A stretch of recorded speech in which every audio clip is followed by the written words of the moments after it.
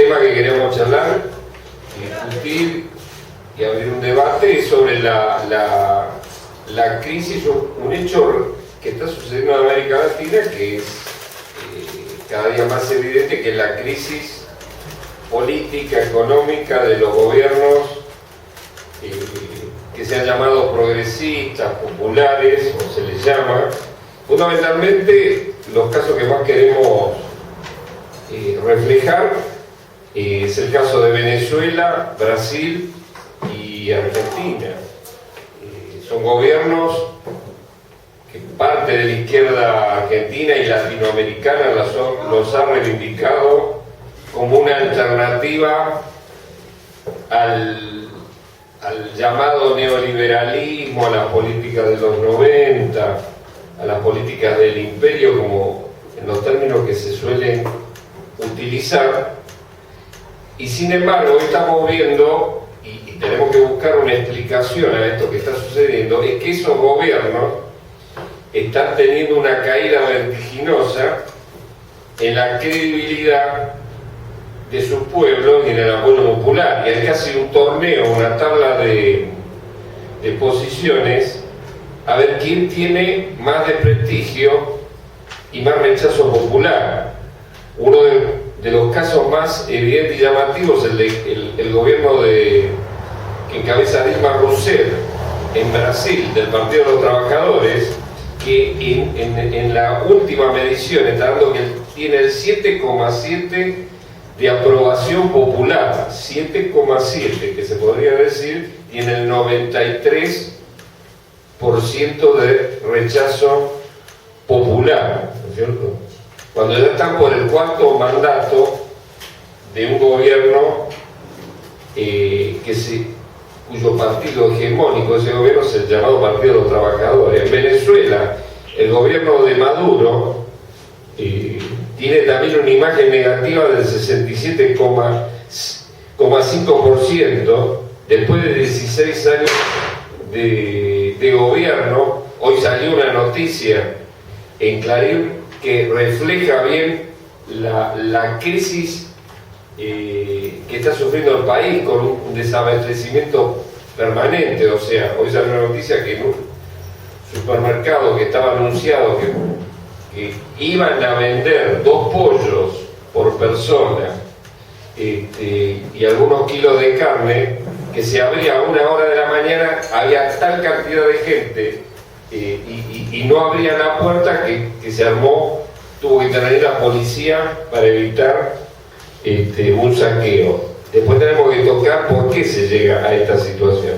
Y en Argentina, que es donde nosotros estamos, también somos los que sufrimos directamente la situación del gobierno justicialista K, que ha evidenciado una caída popular tremenda, porque pasó de tener en las elecciones presidenciales del 2011, de haberlas ganado por el 54%, a una situación de tener que pasar un balotaje bajando al 37%, perdiendo millones de votos en estos 4 años. Y la tabla de posiciones continúa con el gobierno de Bachelet, que tiene 70% de desaprobación, Correa de Ecuador 62%, Humala de Perú 77%, Evo Morales, que ganó las elecciones en octubre del 2014 por el 61%, en las elecciones municipales de este año, el Movimiento Socialismo, que es su partido, ese es el gobierno, bajó al 41%, perdiendo en ciudades tan importantes y populares y obreras, con gran población obrera, como es La Paz y El Alto, que es la ciudad al lado de La Paz, que por excelencia es de un carácter obrero y popular en su amplia mayoría. Ahora, ¿por qué se da esta crisis política? Este desgaste de los gobiernos. La mayor parte de estos gobiernos, y algunos especialistas lo explican, la causa de fondo tiene que ver con la crisis del capitalismo mundial. No es eso. Ya Cristina lo ha hablado muchas veces en sus cadenas. No, esto peor está en los países del imperio, dice ella, y esto tiene que ver no con problemas nacionales, sino con problemas, casi todos los gobiernos dicen, no, esto es un problema que nos viene de afuera. ¿Por qué? Porque efectivamente hay una crisis del capitalismo mundial y en este último año, año y medio, ha habido una caída de los precios de los productos primarios y del petróleo y los artículos y de los productos energéticos que afectan a estos países. O sea, el petróleo que estaba en 100 bajó a un promedio de $40 el barril, cayeron el precio del gas que afecta a Bolivia, a Argentina, a Chile, cayeron los minerales, el cobre, el hierro, etcétera, etcétera, que afecta a Chile y a Perú, por ejemplo. El petróleo afecta también a Brasil, a Ecuador, y también bajaron los cereales, aunque la soja es la que más se mantuvo. Entonces, esto es parte de la realidad. Efectivamente, hay una crisis del capitalismo mundial, hay una caída. Ahora, también es cierto, y eso lo tenemos que discutir, porque estos gobiernos tienen entre 15, 16 a 12 años de vida, y la caída de estos productos se ha producido en el último año, sino en los años anteriores estaba en cifras récord. También nos tendríamos que preguntar qué pasó con esas entradas millonarias que tuvimos en los países latinoamericanos. Entonces, en primer lugar, la crisis política se produce porque estos gobiernos, en el caso de Chávez, en nombre del socialismo, y en caso de Lula, Dilma o de la izquierda popular, y de Argentina de la izquierda también popular, han aplicado las mismas recetas que aplican los gobiernos de centroderecha, neoliberales, como le querramos llamar, de Europa y del resto del mundo, ¿no es cierto? Han ajustado el salario, han ajustado a los trabajadores y al pueblo. Por eso es que empiezan a tener cada vez un mayor deterioro en su imagen y en las expectativas. Ahora, ante esta crisis del capitalismo mundial, dice, no, esto no viene de afuera, no había otra, digamos, para nosotros sí había otra salida, que el proyecto de una verdadera izquierda, que es ajustar a los de arriba, ajustar a las multinacionales, ajustar a los banqueros, dejar de pagar la deuda, etcétera, etcétera. Pero ninguno de estos gobiernos se le pasó por la cabeza aplicar en ningún momento, o solo parcialmente aplicaron estas medidas. Y acá está la causa fundamental por la cual estos gobiernos, es la segunda y la causa más importante, porque la crisis del capitalismo es evidente, pero el problema es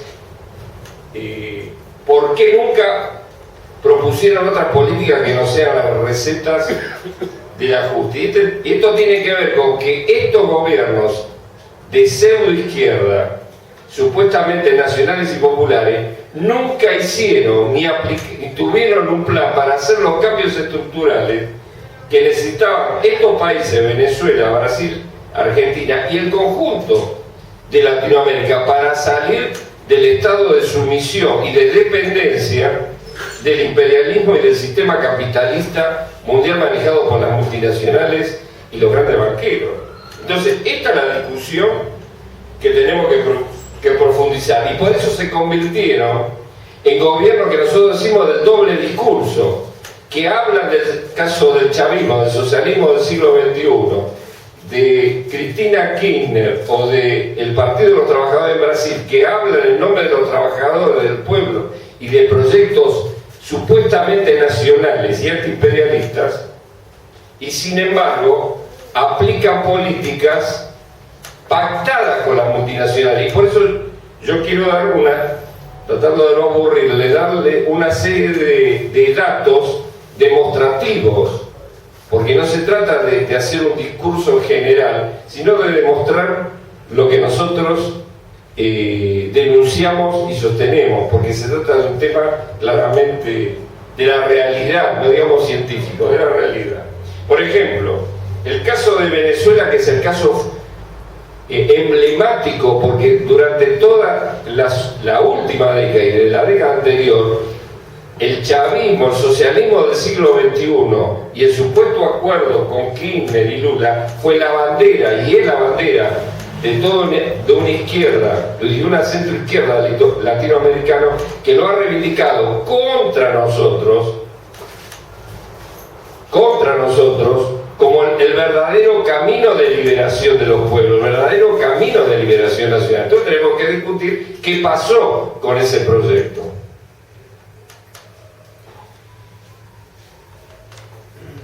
Y entonces tenemos que ver el discurso y ver los hechos. El caso de Venezuela, ¿cuál ha sido la realidad? La realidad es que nunca ha habido un gobierno socialista, ni en Venezuela se implantó ningún socialismo.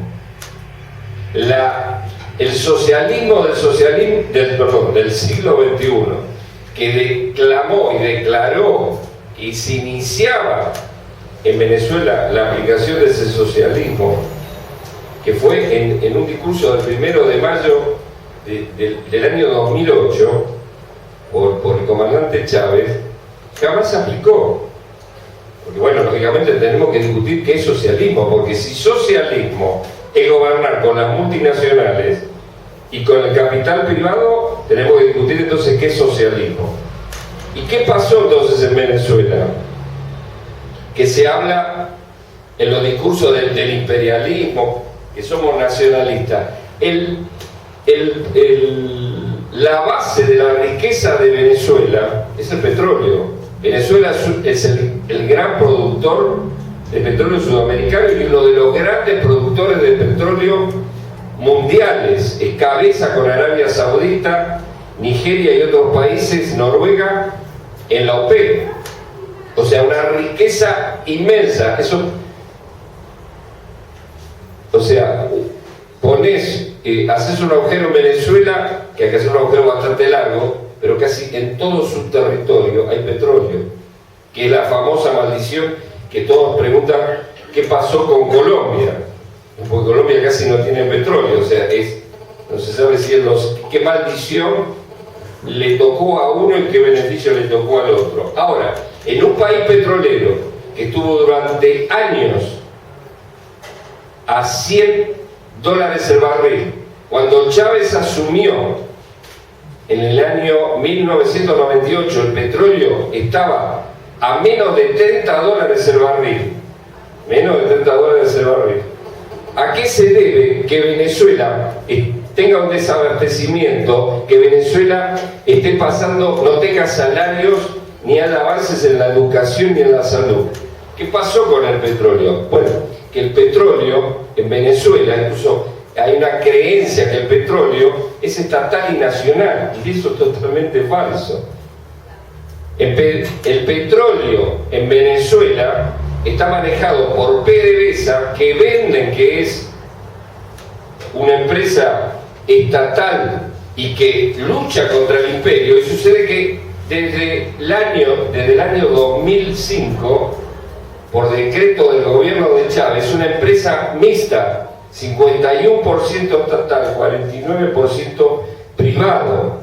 O sea que el 49% de las riquezas fundamentales para Venezuela se las llevan las multinacionales. Y esto no es ningún cuento. Yo siempre que he vivido y he estado un tiempo militar apoyando a los compañeros en Venezuela. Este folleto se llama Empresas Mixtas al Servicio del Pueblo. Esto va a cumplir en marzo del año que viene 10 años. Esto es un folleto del Ministerio de Energía de Venezuela, que establece las empresas mixtas y da la lista. Y por eso nosotros, aunque no se vea bien, y acá hay una foto, muy chiquitita, lógicamente no, del ministro Ramírez, que en 2006, con el presidente de la Chevron norteamericana, firma el acuerdo para explotar parte de la faja del Orinoco, que es una de las reservas mundiales de petróleo más grandes. esta es la realidad de Venezuela, esta es la realidad del supuesto socialismo del siglo XXI. Y en este acuerdo, que se hace una distribución, hay un mapa, o sea, esto para quien lo quiera fotocopiar o distribuir, hay un acuerdo para repartirse en mitades, con Repsol, Shell, Total, Chevron norteamericana.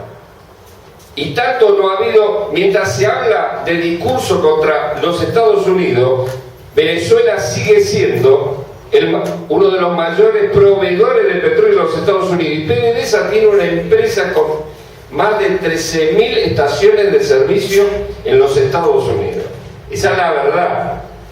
Por eso el doble discurso del chavismo es de un calibre récord, porque jamás estuvo en juego ni los Estados Unidos ni el gobierno venezolano en ningún momento planteó dejar de enviar petróleo cuando se sabe que con ese petróleo refinado se cargan los aviones que bombardean Afganistán y Medio Oriente. Nunca el gobierno de Chávez dijo vamos a interrumpir el suministro. Jamás los Estados Unidos cortó ninguna relación con Cuba. Entonces esta es la realidad de la crisis, porque con semejante... Entonces esa riqueza no fue para el pueblo, sino que en Venezuela se siguió gobernando junto con la burguesía. No hubo ningún cambio estructural. La burguesía venezolana vivió siempre del petróleo y jamás desarrolló ni la economía. Es el récord de no desarrollo industrial, que después también lo vamos a tocar con Argentina. Chávez dijo que iba a desarrollar la industria, etcétera, etcétera. Hoy día Venezuela profundizó el marco capitalista y dependiente del petróleo del país Venezuela, porque el 70% de lo que se consume en Venezuela se importa. Por eso el dólar, o sea, yo siempre cuento que por ejemplo, Venezuela es uno de los grandes consumidores de queso en la población. A todos le ponen queso, a los fideos, a la salchicha, esto, al otro, al otro, al otro. Y sucede que el 60% de lo que consume lo tienen que exportar de Argentina, de Brasil, porque no tiene industria lechera, porque no tiene producción agrícola, porque no tiene industria lechera, porque es una burguesía lumpen que vive de la renta petrolera y de los subsidios para la importación. Por eso el dólar se ha descalabrado tanto que en Venezuela un dólar está, creo que no sé si 300, 400 bolívares, ya no se sabe la... ¿Cómo? ¿Cuánto? 600, 700. Bueno, yo voy a viajar dentro de 15 días, así que bueno, miré notificando. En mi último viaje estaba a 30 bolívares, que hace un año hice el viaje.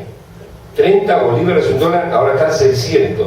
O sea, el descalabro de la economía no es porque hay un socialismo que lo está boicoteando el imperialismo, sino que está organizado por este gobierno burgués que negoció con las multinacionales y benefició con los subsidios este juego macabro de la subfacturación y sobrefacturación, los negocios que hace la burguesía, como ocurre en Argentina o en cualquier país, para que el Estado le dé dólares para revender. Lo mismo que está haciendo el gobierno argentino y que ya se ha denunciado con el dólar ahorro o el dólar a futuro, que en Argentina las multinacionales, los exportadores compran ese dólar a futuro a un precio bajo y lo meten en el mercado negro y sacan ganancias.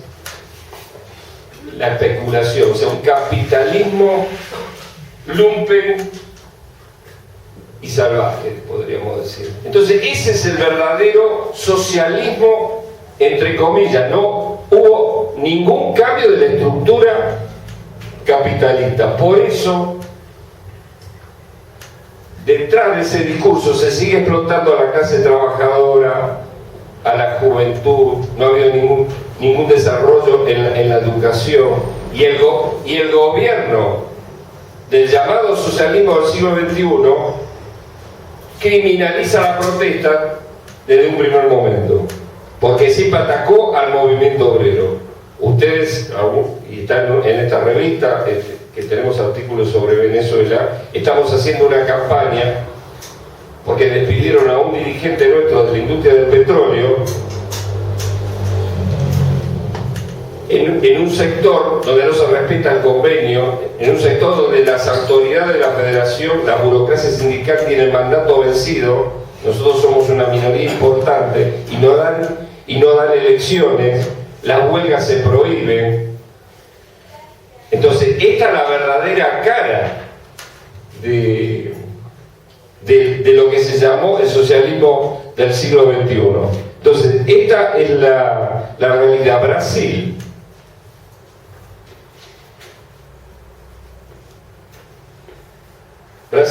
es el país más grande de América Latina, tiene creo que cerca de 200 millones de habitantes, y también es un gobierno que ya lleva, en el año 2000, triunfa Lula y el Partido de los Trabajadores en las elecciones, después de muchos años de combatir el Partido de los Trabajadores, de haber surgido de la lucha contra la dictadura en los años 80, Partido de los Trabajadores que llegó a tener la consigna de gobierno de los trabajadores por un Brasil socialista, no pagar la deuda externa, etcétera, etcétera. Pero apenas subió al gobierno, inmediatamente dio el giro a la derecha. Hoy se habla mucho del giro a la derecha. Ojo que viene el giro a la derecha, hay un giro a la derecha, viene la derecha. O la gente dio un giro a la... No, los que vienen dando un giro cada vez más reaccionarios son estos gobiernos. Y Lula, lo primero que hizo al poco tiempo fue privatizar, que hubo una gran huelga, privatizar la jubilación de todos los empleados públicos y de los trabajadores de la docencia. Hubo una gran huelga y por eso se dividió el Partido de los Trabajadores, por eso surgió el PSOE. Estoy hablando de los años 2000, 2001, 2003, no me recuerdo bien cuando fue la fecha exacta. Pero de allá a acá, el giro reaccionario y de profundización de sus lazos con las multinacionales, con los ojeros y con la industria del automóvil ha sido evidente. Ningún cambio en donde se tenía que hacer la reforma agraria no se hizo nunca la reforma agraria, en un país de gran extensión de tierra y de gran producción de soja y de productos, donde la frontera agrícola sí se extendió, la extendieron los grandes terratenientes, desmontando los bosques para instalar miles y miles de hectáreas para la soja y otros productos. Entonces, y llega la situación que Dilma, que gana un segundo mandato, a duras penas, hay quienes comparan, porque hubo un balotaje. Hoy día se discute mucho en Argentina, ¿no? El modelo de Brasil, que hubo un balotaje, que Scioli lo asesora Santana, que fue el que asesoró a Dilma, que fue un balotaje en 2014. 2014, sí. Y que lo ganó ahí. Entonces ese sería el gran asesor, etcétera, etcétera. Ahora, ¿qué ocurrió? Que por supuesto prometieron el oro y el moro, desesperados, porque podían perder con la derecha. Ojo que viene a la derecha, que efectivamente son partidos burgueses, pero sucede que el partido llamado PT no es más un partido de los trabajadores, es un partido que está al servicio de la burguesía y de pactar con la multinacional y lleno de empresarios que se hicieron del partido de los trabajadores. Entonces prometieron esto y aquello, que no, que sí, que lo mismo que el verso que están haciendo acá, que no, que lo que falta, que lo que es una etapa difícil, entonces lo que falta lo vamos a completar ahora, después que tuvieron 12 años, ahora van a completarlo. Y apenas asumió Dilma, que ganó raspando, que estuvo al borde de perder, aplicaron desde el primer día exactamente lo opuesto, porque designó, apenas asumió, un ministro de derecha, que todavía se perdura, que es el señor Joaquín Levy, que era del partido opositor. Y como si acá mañana gana Scioli y lo pone a Melconian o algo así. Creo que es de Levy de más nivel que Melconian, ¿no? Un Chicago Boy, famoso Chicago Boy, que habrán escuchado, ahora no se habla tanto de los Chicago Boys. Que es lo que hizo Menem acá en su momento. Por eso, era la moda de los 90, los Chicago Boy, ahora no sé si hay Chicago Boy. Y decretó y puso de ministro de Agrario a una gran propietaria sojera de la Cámara Empresaria Agrícola de Brasil, que son unos monstruos tremendos. Pero este señor Levy con Dilma aplicó inmediatamente un plan de ajuste, y hace días el propio Lula, que está tratando de aguantar el barco que se está hundiendo por todos los costados, tuvo que reconocer, esto de hace 2 o 3 días, muchos lo habrán leído en Clarín, ¿no? Lula defendió el ajuste, esto el 31 de octubre, y justificó que se esté haciendo lo contrario a lo que prometió. Hizo una conferencia de prensa Lula para mostrar la honestidad, digamos, un ex metalúrgico. Ellos se encontraron con una situación después de que son ellos mismos los que están gobernando desde hace 14 años, 16 años, ¿no? O sea, el futuro, si ganara Scioli, lo tenemos acá, digamos, no sé. Porque este es el gran asesor, o sea, ¿no? Daniel Scioli va allá, se dice que le han prestado el famoso Santana, etcétera, etcétera, ¿no es cierto? Entonces, esta es la realidad del Brasil. Y hace 2 días ha habido una huelga de los trabajadores petroleros de Petrobras, que es una de las empresas fundamentales, pero el propio sindicato petrolero, que tiene influencia en ciertos sectores de la burocracia del PT, tuvieron que salir a una huelga porque cada vez se deterioran más las condiciones de trabajo, cada vez mueren más trabajadores no medios, y está la perspectiva de cesantías. Y el 18 de septiembre hubo una gran marcha obrera, una gran movilización nacional, y en Brasil, de centrales de izquierda, de centrales sindicales influenciadas por la izquierda, sindicatos independientes de la izquierda que no es del PT, entre ellos nuestros compañeros, nuestra corriente. Y justamente en Brasil se está planteando un tercer campo, se habla en esos términos, porque el gobierno de Brasil, al igual que el gobierno de Chávez, al igual que el gobierno de Cristina, hablan de que todo es un complot de sectores de derecha, cada uno lo ajusta a lo que le parece. Maduro sale en televisión y habla que el imperio, que le está preparando un golpe, etcétera, etcétera, y nunca aparece tal golpe. Acá tenemos la historia que se complot de Clarín, la distorsiona la realidad, bla, bla, bla.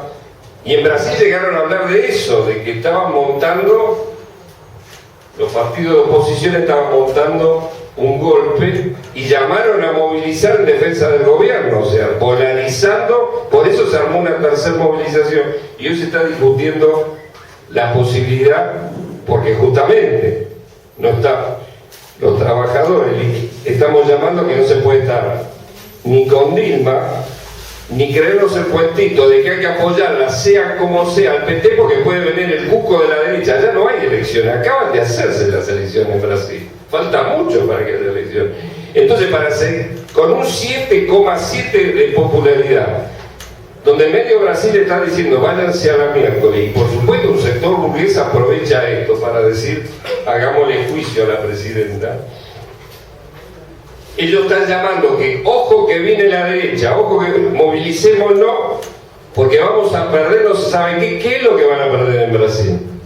¿Qué es lo que van a perder los trabajadores en Brasil? Por supuesto que si viene un gobierno patronal, va a seguir el mismo desastre para la clase trabajadora brasileña, para la juventud brasileña y para los que trabajan en el campo en Brasil, porque si ni la supuesta izquierda reformista hizo una reforma agraria, menos la van a hacer los partidos más patronales, ¿no es cierto?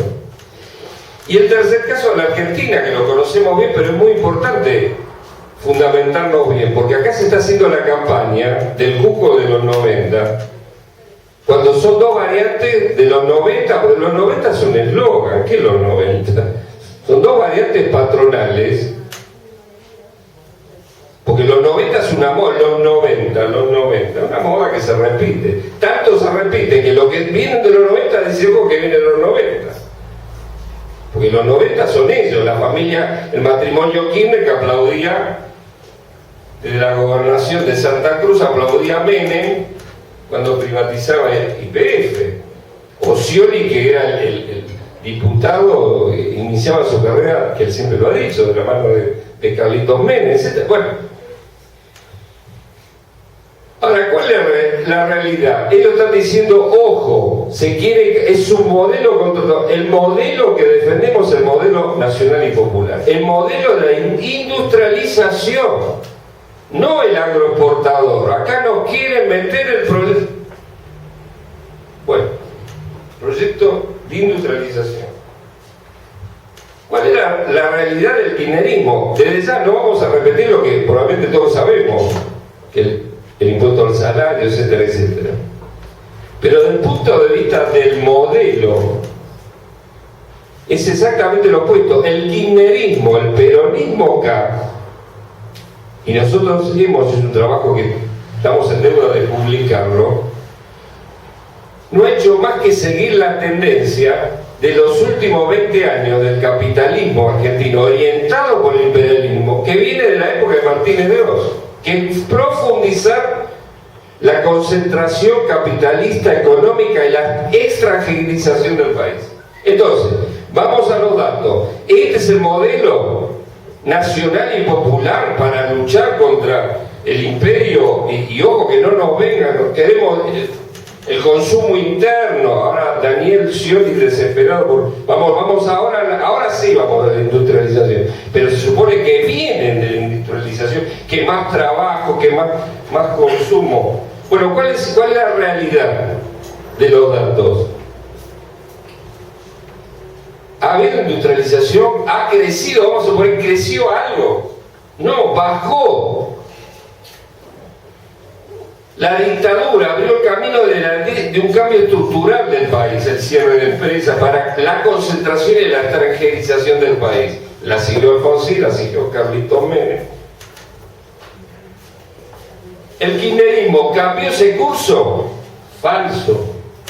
Vamos a los datos. El modelo agroexportador, con el que, ojo, no es cierto que seamos solo agroexportador, pero tiene gran peso el país, y si fuéramos un gobierno socialista deberíamos darle mucha importancia a la soja, no la vamos a tirar al mar o al río de la Plata, la soja. Pero entre el año 1975 y 1979, cuando estaba el primer periodo de la dictadura, la participación de la manufactura industrial en el Producto Bruto Interno Nacional era del 30,76.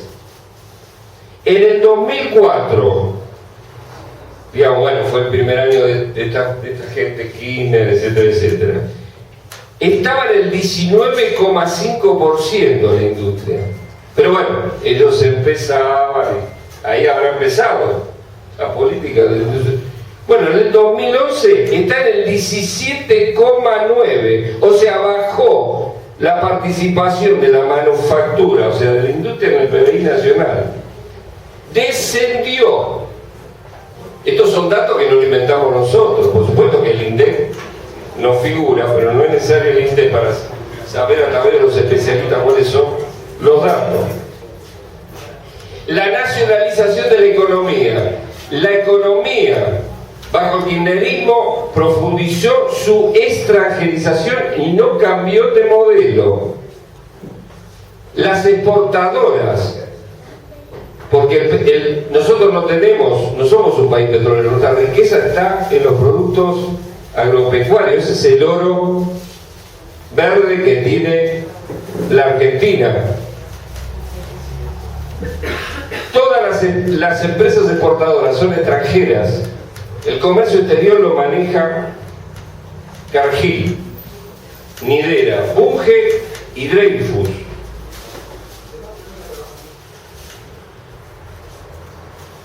Tomemos el de la cerveza. Yo traía acá un ejemplo. Nuestra cerveza Quilmes, que a todos nos gusta. ¿Dónde lo tengo el recorte? La cerveza Quilmes. Sucede que no es argentina, eso muchos ya lo sabrán, que es de Brahma, es brasilera, pero tampoco brasilera. Porque, o sea, hace muchos años los brasileños lo compraron, incluso cuando era sponsor de la selección argentina, Quilmes era brasilera, o sea, no se sponsoreaba Brasil, el colmo de lo propio nacional, diríamos. Pero sucede que Brahma es una empresa belga brasilera y hace 15 días, porque esto es del 14 de octubre, se unieron con la cervecería, los dueños de Eisenberg, pero que son ingleses. O sea que ya fuera Quilmes, no sabemos si es argentina, es un cóctel, hasta somos ingleses, o sea. Y esto todo bajo el mandato de la señora Cristina de Kirchner. Otro dato, el primer grupo a cargo de los shopping y supermercados es chileno. No digamos que es norteamericano, es chileno, es el grupo Paul Laman, que como grupo nadie conoce el nombre, pero le doy los nombres de lo que es propietario en la Argentina y se darán cuenta el poderío de este grupo, que no tiene nada que ver con Argentina. Celsu, Jumbo, Easy, Disco, Plaza Vea, Blainstein, Unicenter. Primer grupo. El segundo Carrefour francés y nacional y popular es nuestro querido Coto, pero que no sé bien qué lugar ocupa en la tabla de posiciones. Entonces, este es el modelo nacional y popular. No quiero seguir aburriéndolo con datos. Las mineras que entraron en esta etapa ya estaban de antes, pero profundizaron, no en los 90, en el 2000 y pico. Son todas extranjeras las mineras, de la mano de Cristina de Kirchner y de su marido anteriormente. Minera Lumener, Suiza canadiense, Barrick canadiense, etcétera, etcétera. Los pueblos se tienen que movilizar para impedir los desastres que hacen estas empresas multinacionales aplicando los métodos mineros de... Bueno, y así podemos seguir con la brasilera Camargo Correa, dueño de Alpargata, Loma Negra, Ferrosur. Y lo único que privatizaron fue obligado por las circunstancias, compañeros. Aerolíneas Argentinas la compraron por $1, creo. Pero hoy día hasta el propio Macrismo está denunciando que nos quedamos con toda la deuda. Aerolíneas tiene déficit porque está pagando la deuda de lo que hicieron el negociado que Menem le regaló a Aerolíneas, por ejemplo. Eso no se dice. Los trenes no terminaron de estatizarlos completamente y lo tuvieron que hacer después de la dramática tragedia o crimen que ocurrió en la estación de Once. Ya cuando no daba para más la cuestión, nunca repusieron la industria ferroviaria. Estamos comprando trenes berreta de China o usados junto con Macri que ya no se usan más para el subte en Europa, o trenes que andan a una velocidad, porque ahora son muy cómodos los trenes. Yo que he viajado bastante a Merlo, son cómodos los trenes, pero van a una velocidad que uno dice que vuelvan los japoneses, por favor, porque es exasperante, ¿no? Van a 20 o 30 kilómetros, porque no coinciden las vías, están probadas. Entonces, este es el modelo nacional, esta es la verdad. Y por eso la política, lo mismo que en Venezuela y Brasil, la política para la clase trabajadora y para la juventud se desprende de esto. porque tiene que garantizar las riquezas, las ganancias de las multinacionales, de las petroleras, de Cargill, de la Ford, de Barrick, etcétera, etcétera. Entonces, en este marco, cuando el gobierno habla de las retenciones que hizo la soja, pero nosotros ya lo denunciamos en su momento, hay el 35% de retención a la soja, pero esas retenciones en manos del Estado no ha ido para beneficio del pueblo, no ha ido para mejorar el salario de los jubilados, de los trabajadores, para que haya para la juventud nuevas fuentes de estudio y de trabajo, para la famosa industrialización. No, ha ido para los subsidios de la burguesía, porque hay una pelea entre burguesas, se está utilizando para subsidiar a la burguesía. Se subsidia a la industria petrolera. La industria petrolera privada se le está pagando, como bajó el precio del petróleo, se le está pagando $28 asegurado. El Estado le paga para garantizarle ganancia a las empresas petroleras privadas. Se subsidia toda el transporte privado de los grandes grupos económicos de ómnibus y colectivos de la capital y Gran Buenos Aires. Y otros subsidios. Por supuesto, la migaja va para el pueblo. Ellos tienen que mantener subsidios para los planes. Indudablemente, tienen que mantener la tarjeta SUBE, o por el temor que la tarjeta SUBE solo para Capital Federal. Salimos vamos a Córdoba, vamos a otra ciudad y hay que pagar el boleto. Lo sostienen acá porque tienen miedo a la rebelión popular. Entonces, de cierta forma, es una conquista la tarjeta SUBE u otros beneficios que incluso tiene la juventud, etcétera, etcétera. Que por esa vía tratan de sostenerse y decir, viene el cuco que me lo va a sacar Macri, que se lo sacará o no se lo sacará. Nosotros no somos defensores no vamos a ser defensores de Macri y Cambiemos, que efectivamente es una centro derecha, pero que va a aplicar con matices la misma política. Entonces,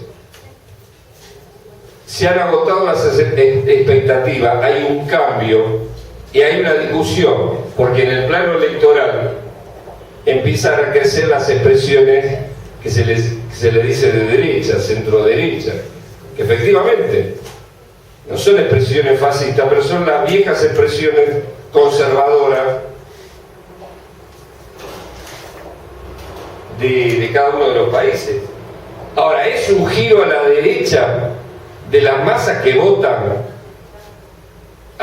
por ejemplo, que castigaron con Cambiemos? No, nosotros creemos que es un voto castigo, porque lo esencial que ocurre en América Latina no es el voto a los Macri. Ahora va a haber elecciones en Venezuela el 6 de diciembre.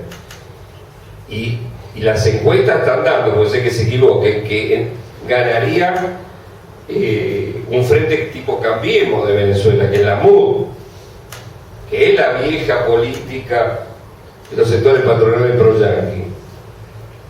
Que todo esto está creado por el desastre que han hecho estos pseudo progresistas mentirosos, defensores de un supuesto modelo nacional y popular.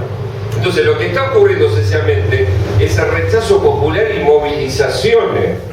Ha habido huelga como hacía tiempo no había en Ecuador, en el propio Uruguay, en Brasil, lo que digo, las huelgas que hubo en Argentina, hubo varias huelgas nacionales después de años que no hubiera huelga por la colaboración de la burocracia y cierta expectativa que hubo en los primeros años con el gobierno kirchnerista.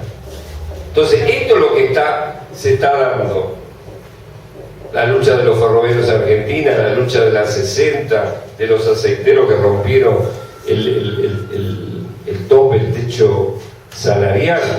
Entonces, esto, en lo electoral, al todavía no existir frente a la masa una fuerte alternativa de la izquierda que se está construyendo, las masas utilizan un voto castigo. Eso no significa que los sectores populares que le pueden dar el voto como voto castigo a los Macri, a la derecha de Brasil o a la centro derecha de Venezuela, que que esos trabajadores o esos sectores de clase media populares, barriales, etcétera, etcétera, como pasó acá en el Gran Buenos Aires, ¿no? Porque evidentemente para ganar la gobernación, Cambiemos, o ganar lugares como 3 de Febrero, Morón, etcétera, o Lanús, necesitaban, o Quilmes, ¿no? Necesitan de un voto popular, una franja de voto popular. Entonces no es que esa gente, no, el que vota quiere que privaticen, no, es un voto castigo. Y si ganara el gobierno, van a tener el enfrentamiento de la clase trabajadora y los sectores populares que van a rechazar cualquier tipo de ajuste, lo aplique Scioli y lo quiere aplicar Macri. Y esto es lo fundamental que está ocurriendo. Entonces se abre una nueva etapa, y con esto quiero cerrar para hacer un intercambio de opiniones y preguntas. Se abre una nueva etapa, se está cerrando la etapa de la mentira de los gobiernos, de una falsa centroizquierda, de un falso populismo y nacionalismo. Las masas están haciendo esa experiencia, pero esta nueva etapa todavía no ha dado una expresión todavía fuerte, con peso de masa, de una verdadera izquierda revolucionaria, clasista, como la que se está constituyendo y planteando como un polo alternativo con el frente de la izquierda y de los trabajadores acá en Argentina. Entonces, ahora esa etapa a lo mejor va a ser más larga, para que haya un verdadero giro izquierda, no solo en el plano electoral, porque lo electoral es siempre lo más difícil, siempre lo más difícil, porque el trabajador en la elección busca y está presionado por toda una mano, vota que te conviene, que viene lo que está ocurriendo ahora en la Argentina, que va a llevar a la confusión a millones, porque tenés que optar, no hay otra. Entonces, en el plano electoral es más difícil, pero sí en el plano de las movilizaciones, porque acá la perspectiva en Argentina no es a un giro de derecha. Los gobiernos seguirán el camino a la derecha. No es que Macri va a ir más. No, Macri va a seguir este camino de la burguesía, que va a mantener lo que vienen haciendo los gobiernos, sean peronistas o radicales, que es profundizar la extranjerización del país, profundizar la entrega a las multinacionales y mantener o profundizar la explotación de la juventud, de los trabajadores. Eso es lo que va a hacer. No es que va a haber ni un cambio ni para un lado ni para el otro. Y todos van a tener la respuesta de la clase trabajadora. O sea, nos preparamos para... La tendencia va a ser que el futuro gobierno, sea del signo que sea, va a ser un gobierno que va a verse enfrentado a una confrontación social, y para eso nos preparamos. Por eso ahí va el tema del voto.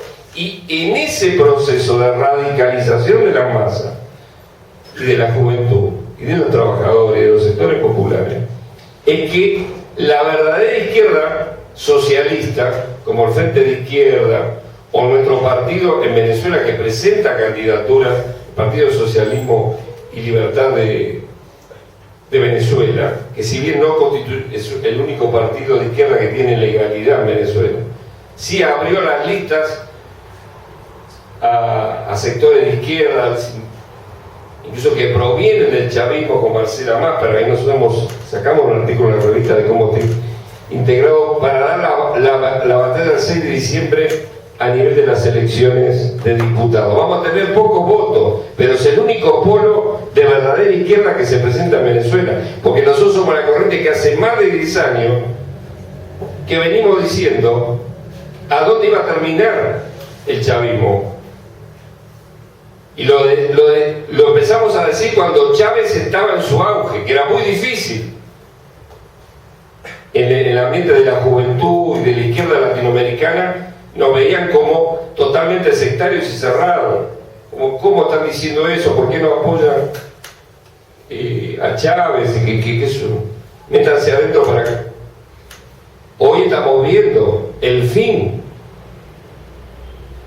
de ese proceso. Entonces, la tarea es crear una alternativa, porque la única salida que tiene Argentina, Venezuela y Brasil y Latinoamérica es realmente ir a un cambio. Ese cambio estructural es el cambio del socialismo. Gobiernos con la burguesía, pactado con la multinacional y diciendo que se va a hacer el socialismo, no va más que al bolsillo de la ganancia de las patronales. Por eso la única salida, aunque sea difícil, es lo que planteamos nosotros de izquierda socialista y del Frente de Izquierda, es luchar por gobiernos de los trabajadores, para imponer el socialismo. Acá se discute si se abre el cepo o no se abre el cepo, es una discusión obviamente entre capitalistas. Pero hay otra salida, y esas salidas son las salidas de fondo, que evitar la fuga de capitales nacionalizando la banca, sacarle el control del comercio exterior a Cargill y compañía, dejar de pagar la deuda. O sea, ahí habría el dólar. No, vamos a abrir el cepo para que vengan los dólares. ¿Qué dólares? Sí, los dólares de Cargill, los dólares de quién.